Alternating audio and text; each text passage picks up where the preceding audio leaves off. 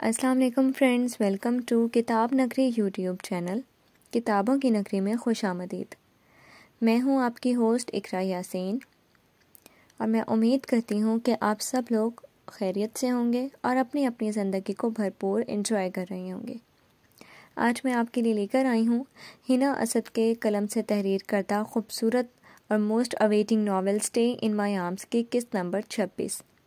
لیکن اس قسط سے پہلے آپ کو کرنا ہوگا چینل کو سبسکرائب، کلک کرنا ہوگا بیل آئیکن کو اور لائک کرنا ہوگا ویڈیو کو۔ اب آتے ہیں قسط کی جانب۔ دوپہر کے 3 بج گئے تھے۔ سب کو کھانے پینے کا ہوش آیا تھا سوائے بیلا کے۔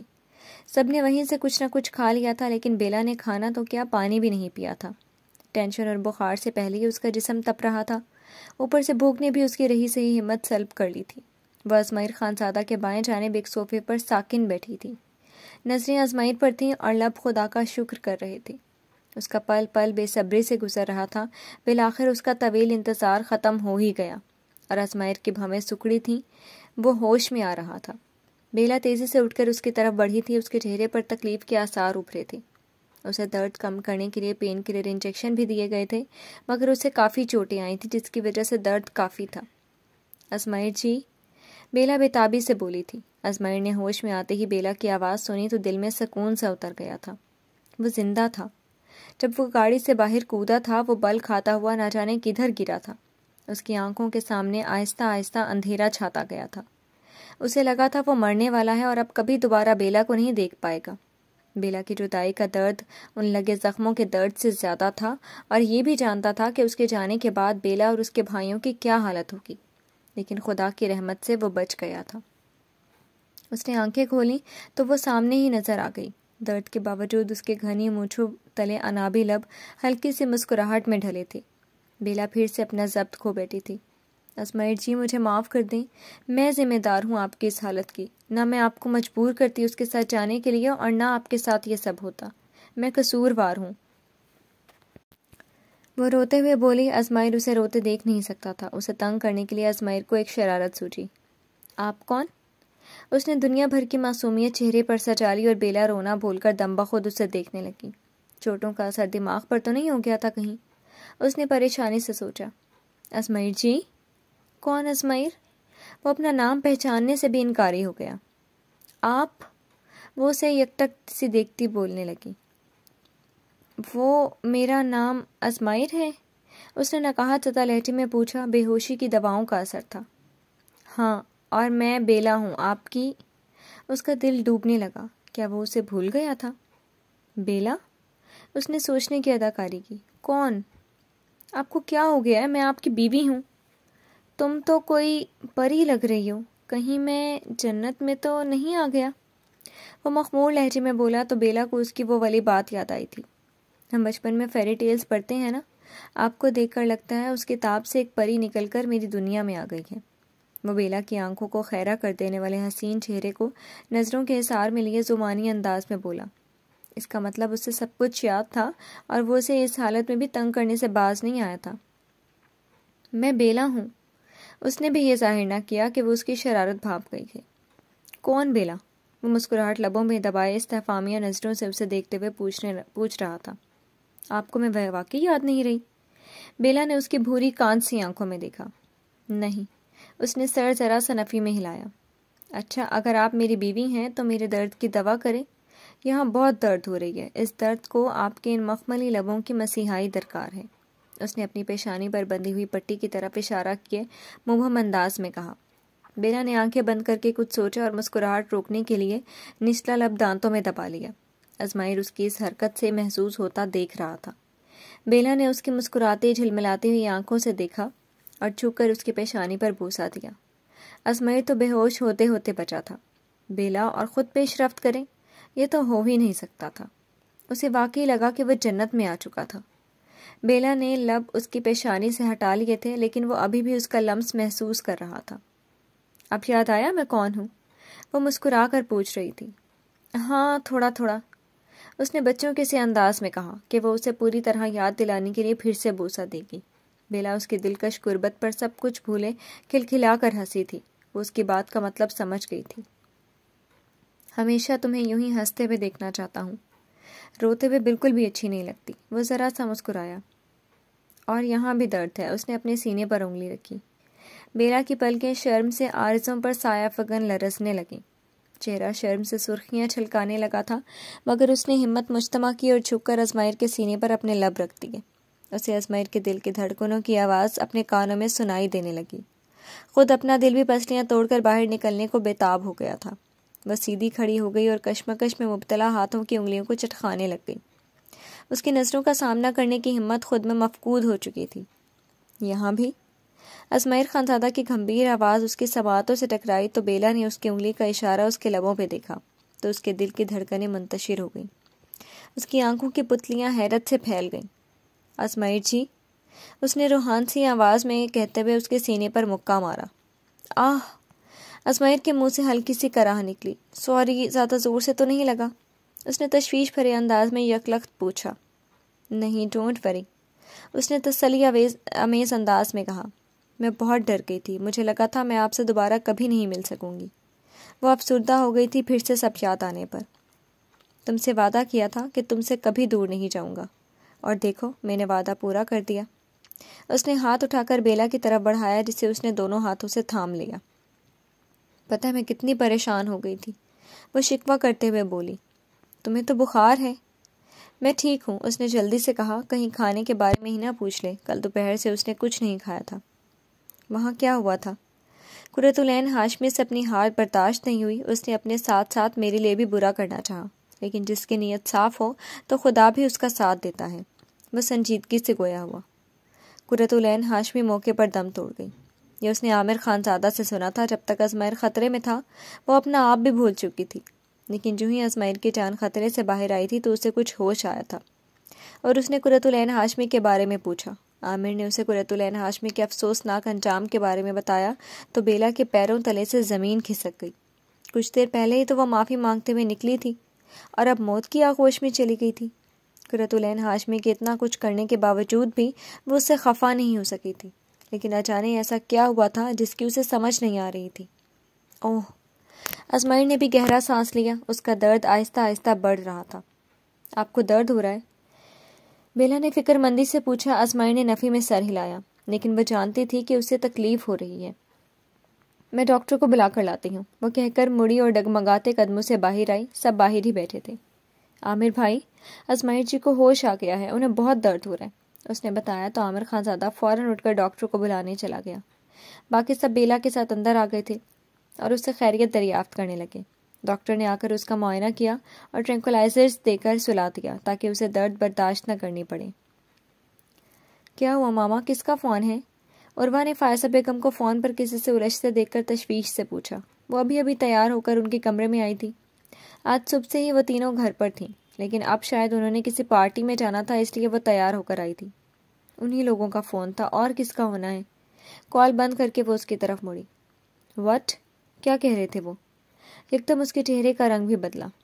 کہنا کیا ہے؟ دھمکیاں لگا رہے تھے کہ اگر 2 دن کے اندر اندر ہم نے ان کے پیسے واپس نہ دیے تو وہ سیلون اور بوتیک سیل کر کے اپنے پیسے واپس حاصل کر لیں گے، انہوں نے تشویش سے کہا۔ اوہ نو ماما، اب کیا ہوگا؟ اپنا ذاتی بوتیک اور سیلون بنانا اس کا بچپن کا خواب تھا جو کہ بہت مشکل سے پورا ہوا تھا، اور اب وہ اسے ایسے ختم ہوتے نہیں دیکھ سکتی تھی۔ کچھ نہ کچھ تو کرنا ہی پڑے گا عروہ، نہیں تو سب کچھ ختم ہو جائے گا اور ہم سڑک پر آ جائیں گے۔ وہ پریشانی سے ادھر ادھر ٹہلتے ہوئے بولی۔ ایک تو یہ کمبخت عظمیٰ بھی میری بات نہیں سن رہی، مجھے ہی ایٹیٹیوڈ دکھا رہی ہے، نظر انداز کر رہی ہے۔ اب وہ غصے میں اپنی پرانی ٹون میں واپس آ کر عظمیٰ بیگم کو کوسنے لگی۔ وٹ؟ یہ کیا کہہ رہی ہیں آپ ماما؟ اس نے ماں کا ایسا رویہ دیکھ کر تعجب سے کہا۔ صحیح تو کہہ رہی ہوں، فائزہ بیگم نے غصے سے تیوری چڑھا کر کہا۔ ایک طرف تو آپ عظمیٰ مام سے اتنی محبت جتاتی ہیں اور دوسری طرف آپ کا یہ رویہ، ایسا کیوں مام؟ آئی ایم شاکڈ، اس نے الجھ کر سوال کیا۔ وقت آنے پر سب کچھ بتا دوں گی تمہیں بھی، لیکن ابھی نہیں، وہ تیکھے لہجے میں بولی اور ایک بار پھر پریشانی سے ادھر ادھر ٹہلنے لگی۔ فائزہ بیگم نے اپنے کسی جاننے والے سے بہت بڑی رقم ادھار لے کر گورنمنٹ کو ٹیکس ادا کیا تھا، لیکن ان کو اتنی بڑی رقم واپس نہیں کر سکی تھی۔ وہ لوگ اپنی رقم لینے کے لیے بار بار انہیں کالز کرتے تھے، ان کے گھر آتے، لیکن ہر بار ہی وہ کوئی نہ کوئی بہانہ کر کے انہیں ٹال دیتی۔ لیکن جب انہوں نے روز روز ان کے دروازے پر آنا شروع کر دیا تو فائزہ بیگم ڈر گئی اور کراچی چھوڑ کر عظمیٰ بیگم کے پاس آ گئیں، اور یہاں آ کر وہ یہ بھول ہی گئی تھی کہ انہوں نے کسی کا قرض بھی واپس کرنا تھا۔ لیکن آج ان لوگوں کی پھر سے کال آ گئی تھی، اور اب وہ لوگ دھمکیوں پر اتر آئے تھے کہ اگر 2 دن میں انہوں نے ساری رقم نہ لوٹائی تو وہ لوگ ان کی بوتیک اور سیلون نیلام کر دیں گے۔ عظمیٰ بیگم ہر ماہ بہت بڑی رقم انہیں بوتیک اور سیلون کے لیے دیتی تھیں۔ وہ دونوں اس کو بھی اپنی عیاشیوں میں اڑا جاتی اور پھر سے اس کے پاس دوڑی آتی۔ اب بھی وہ دونوں اس کے پاس پیسے لینے کے لیے ہی آئی تھیں، جبکہ وہ ان کو پہلے ہی 1 ماہ میں 70-80 لاکھ دے چکی تھی۔ نو نیور ماما، آپ ابھی اور اسی وقت بتائیں مجھے، ایسی کون سی بات ہے جو آپ آج تک نہیں بتا پائی؟ اس نے پوچھنے کے لیے اصرار کیا۔ تو پھر سنو، میں عظمیٰ سے نفرت کرتی ہوں، شدید ترین نفرت۔ انہوں نے نفرت بھرے لہجے میں بڑی حقارت سے کہا۔ ان کے لہجے میں زہریلی ناگن کی سی پھنکار تھی۔ عروہ کو اپنی ماں کی بات سن کر صحیح معنوں میں بہت بڑا شوق لگا تھا۔ وٹ؟ یہ کیا کہہ رہی ہیں آپ تو عظمیٰ مام سے بہت پیار کرتی ہیں، ان کا خیال کرتی ہیں، پھر یہ نفرت کہاں سے آ گئی بیچ میں؟ وہ سب جھوٹ ہے، دکھاوا ہے، وہ زور سے چیخ کر بولی۔ لیکن کیوں ماما؟ کوئی تو وجہ ہوگی۔ وہ ان کی باتوں سے بہت پریشان ہو چکی تھی۔ ہاں، بہت بڑی وجہ ہے، میں اس کو کبھی معاف نہیں کر سکتی۔ اس نے مجھ سے میری خوشیاں، میرا پیار، میرا سب کچھ چھین لیا۔ آج انہوں نے عروہ کے سامنے اپنا راز فاش کر ہی دیا تھا۔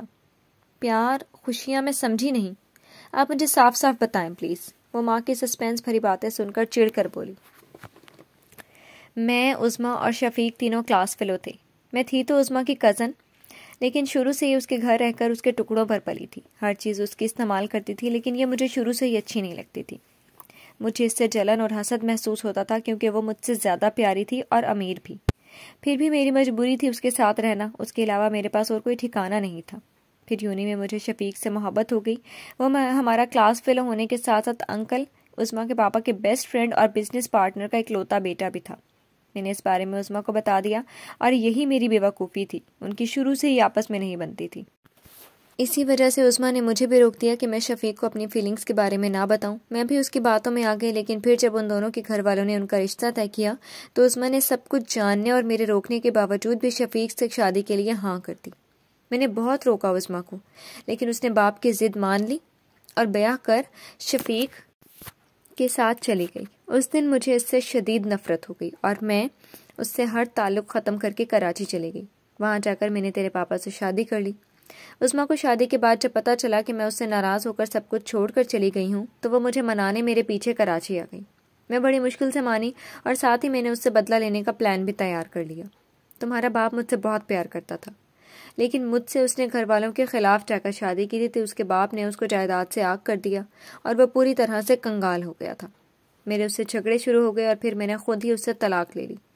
لیکن میں نے عظمیٰ کو یہی بتایا کہ تمہارا باپ بہت برا تھا، مجھ پر ظلم و ستم کرتا تھا۔ اس نے میری بات پر یقین کر لیا۔ مجھے اس بات کا بھی پتہ تھا کہ عظمیٰ اور شفیق کی شادی کے بعد بھی نہیں بنتی تھی۔ میں نے اسی بات کا فائدہ اٹھایا اور پلان کے مطابق اس کو شفیق کے خلاف کرنا شروع کر دیا، اور وہ اتنی بیوقوف تھی، میری کی ہوئی ہر بات پر آنکھیں بند کر کے عمل کرتی گئی۔ اس کا اپنا بیٹا زبیر بہت زیادہ ہینڈسم تھا، لیکن میں نے اس کو شوہر سے تو دور کیا ہی کیا، اس کے بیٹے سے بھی خود کو دور کر دیا، اور پلان کے مطابق اس کو تمہارا دیوانہ بنایا، اور پھر جو میں کہتی گئی وہ کرتی گئی۔ اس نے مجھ سے میرا پیار چھینا تھا، میں نے اس سے اس کا بیٹا اور شوہر سب کچھ دور کر دیا۔ اب ان تینوں میں اتنی دوریاں ہیں جن کو وہ چاہ کر بھی ختم نہیں کر سکتے، اور دیکھو ہمارا کام بھی ہو رہا ہے، ہم بھی عیش کر رہی ہیں، ورنہ تیرے باپ کے پاس تو پھوٹی کوڑی بھی نہیں تھی ہمیں دینے کے لیے، ورنہ ہم کب کے بھوکے مر کھپ گئے ہوتے۔ فائزہ بیگم نے آہستہ آہستہ اپنے ماضی سے پردہ اٹھایا، جبکہ وہ سب کچھ سن کر ششدر رہ گئی۔ اس کی ماں نے اتنی بڑی پلاننگ کی تھی جس کی اس کو بھی کانوں کان خبر نہیں تھی۔ لیکن ماما، عظمیٰ بیگم تو آپ کو اپنی سگی بہنوں سے بھی بڑھ کر پیار کرتی ہیں، اس نے خود کو سنبھالتے ہوئے دھیرے سے کہا۔ کرتی ہے تو کرتی رہے، مجھے کیا؟ مجھے تو اس سے نفرت تھی، نفرت ہے اور نفرت ہی رہے گی، وہ حقارت سے بولی، جبکہ دروازے کے باہر کھڑی عظمیٰ بیگم جو نقصک تیار ان دونوں کو بلانے آئی تھی، ان کی باتیں سن کر ششدر رہ گئیں۔ ان کی حالت کاٹو تو بدن میں لہو ہی نہیں ولی ہو گئی تھی، چہرہ دھواں دھواں اور قدم من بھاری ہو گئے تھے۔ وہ تو ہلنے سے بھی قاصر تھی، کوئی اتنا زیادہ بھی گر سکتا ہے؟ اس بات کا اندازہ انہیں آج ہو رہا تھا۔ ان کے ساتھ کھڑی زنیرہ کی بھی یہی حالت تھی، وہ کب وہاں آئی تھی انہیں اس بات کا پتہ بھی نہیں لگا تھا۔ اف ماما، اتنی نفرت، مجھے یقین نہیں ہوتا۔ وہ تحیر بھری نظروں سے ماں کو دیکھتے ہوئے بولی۔ نہیں ہوتا یقین تو بھی کر لو، کیونکہ یہی سچ ہے۔ فائزہ بیگم بے تاثر لہجے میں بولی اور اس کے کندھے پر ہاتھ رکھا۔ اف میرے اللہ، اتنا بڑا دھوکہ! عظمیٰ بیگم نے اپنے لڑکھڑاتے قدموں کو بمشکل سنبھال کر دیوار کا سہارا لیا تھا۔ ان کو ایسے لڑکھڑاتے دیکھ کر زنیرہ نے سرعت سے آگے بڑھ کر ان کو کندھوں سے پکڑ کر سہارا دیا۔ چچی جان، پلیز سنبھالیں خود کو۔ لیکن ماما، میں زبیر سے سچ میں بہت پیار کرتی ہوں، اس نے ماں کا ہاتھ اپنے کندھوں سے جھٹک کر تیکھے لہجے میں کہا۔ لیکن وہ نہیں کرتا، تم بھی چھوڑو پیار ویار کو، کیا رکھا ہے اس میں؟ ہمارے لیے ہمارا کام زیادہ ضروری ہے، جس کے لیے ہم 1 ماہ سے یہاں آئے ہوئے ہیں، وہ اس کو سمجھاتے ہوئے بولی۔ کیا کام ماما؟ اس نے بھویں سکیڑ کر تعجب سے پوچھا۔ وہ نہیں جانتی کہ کیا کرنا تھا باقی۔ یہی کہ تم نے کسی نہ کسی طریقے عظمیٰ سے 50 لاکھ کا چیک لینا ہے۔ یہ سب تم کیسے کرو گی یہ تو تم بھی اچھی طرح سے جانتی ہو، اس نے شاطرانہ مسکراہٹ کے ساتھ کہا۔ وہ بھی مسکرا دی۔ گڈ، ویسے کافی تیز ہو تم بھی، فائزہ بیگم نے آنکھ مار کر مسکراتے ہوئے کہا۔ آخر بیٹی کس کی ہوں؟ اس نے بھی سر جھٹا کر ایک ادا سے کہا اور پھر دونوں ہی زوردار قہقہا لگا کر ہنس پڑی، اس بات سے بے خبر کہ باہر کھڑی زنیرہ اور عظمیٰ بیگم ان کی ساری باتیں سن چکی تھی۔ زنیرہ تو خود ششدر سی کھڑی تھی، وہ تو یہی سمجھتی تھی کہ صرف غریب لوگ ہی پیسوں کے پیچھے بھاگتے ہیں، لیکن یہاں تو سارے کا سارا جہاں ہی فریب، مکاری اور دھوکہ دہی پر لگا ہوا تھا۔ اب چلیں یہاں سے پلیز۔ اس نے عظمیٰ بیگم کو بمشکل سہارا دے کر ان کے کمرے میں لے جانا چاہا۔ چھوڑو مجھے۔ انہوں نے ایک جھٹکے سے اپنے ہاتھ چھڑوائے اور خود کو سنبھال کر اشتعال سے دروازہ دھکیل کر اندر بڑھ گئیں۔ ان کا غصہ کسی طور پر قابو نہیں آ رہا تھا، ان کی آنکھوں میں شعلوں کی سی لپک تھی، اور زنیرہ کا سہارا لینا تو وہ کبھی سوچ بھی نہیں سکتی تھی۔ آج زنیرہ کے سامنے ان کی بہن سے محبت کا جو راز آیا ہوا تھا، اس نے انہیں کہیں منہ دکھانے کے بھی قابل نہیں چھوڑا تھا۔ واہ واہ، کیا خوب ایکٹنگ کرتی ہو تم فائزہ، تمہیں تو بہترین اداکاری کا ایوارڈ ملنا چاہیے۔ میں تو تمہاری ایکٹنگ کی فین ہو گئی، ریئلی۔ انہوں نے دونوں ہاتھوں سے زور سے تالی بجا کر طنزیہ اور زہرخند لہجے میں ان کو داد دیتے ہوئے کہا، اور عروہ کے عین مقابل جا کر رک گئی۔ ان دونوں کا تو اوپر کا سانس اوپر اور نیچے کا نیچے رہ گیا، اور وہ دونوں منہ کھولے ہوانکوں کی طرح عظمیٰ بیگم کو تکے جا رہی تھی۔ پھر عروہ کو پہلے ہوش آیا۔ ارے عظمیٰ مام عروہ نے آگے بڑھ کر خوش آمدی لہجے میں چاپلوسی کرتے ہوئے کچھ بولنا چاہا۔ چٹاخ! عظمیٰ بیگم کا بھاری ہاتھ اٹھا اور اس کے چہرے پر اپنا نشان چھوڑ گیا۔ وہ جو اس کے لیے تیار نہیں تھی، لڑکھڑا کر 2 قدم پیچھے ہو گئی اور اپنے گال پر ہاتھ رکھے پھٹی پھٹی نظروں سے انہیں دیکھے گئی۔ یہی حال دروازے کے بیچوں بیچ استادہ زنیرہ کا اور کمرے میں موجود فائزہ بیگم کا بھی تھا۔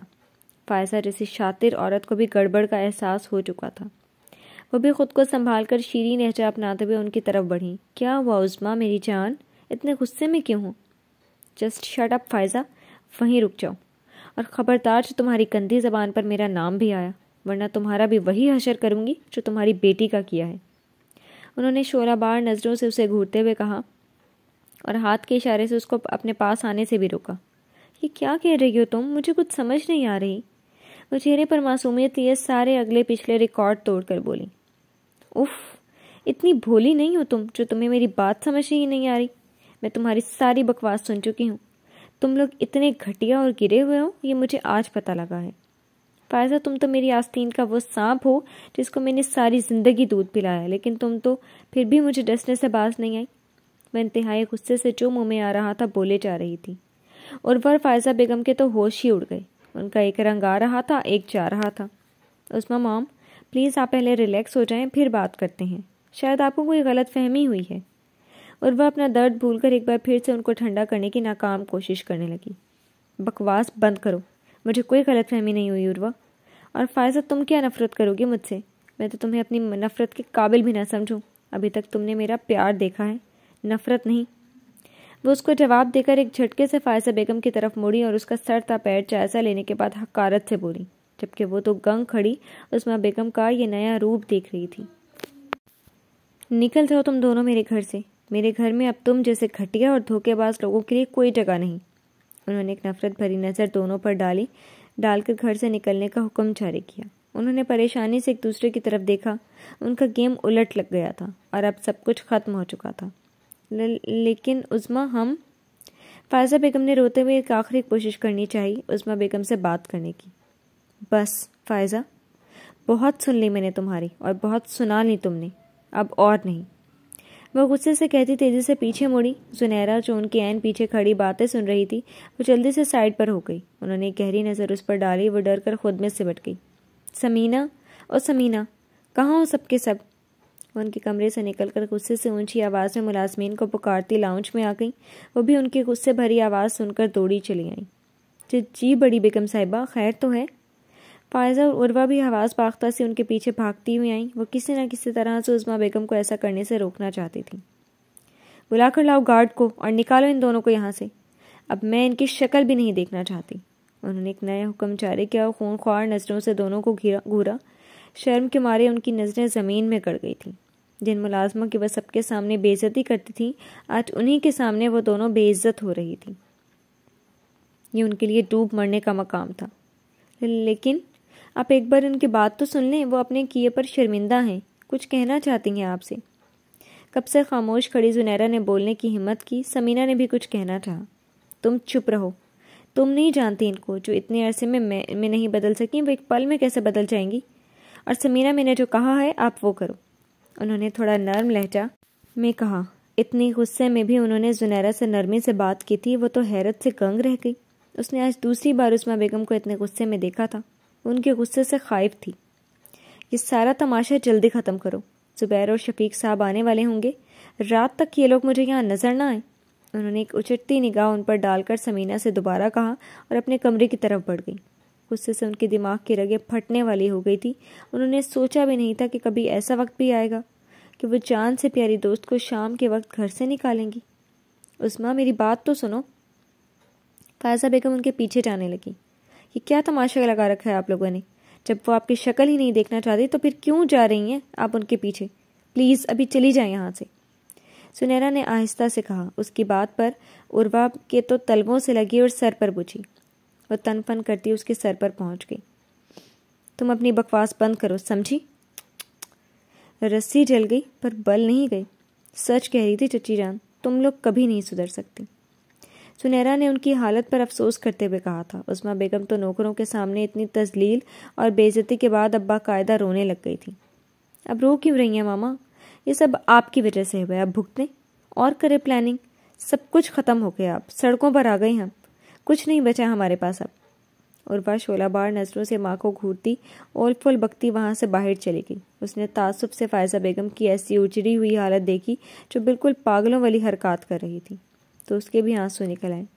وہ اپنے آنسو صاف کرتی تیزی سے اپنے کمرے کی طرف بھاگ گئی۔ وہ دونوں جیسی بھی تھیں، مگر زنیرہ جیسے نرم دل لڑکی کو ان کے لیے صحیح معنوں میں بہت زیادہ دکھ بھی ہو رہا تھا۔ جی تو فرینڈز، کیسی لگی آپ کو آج کی قسط؟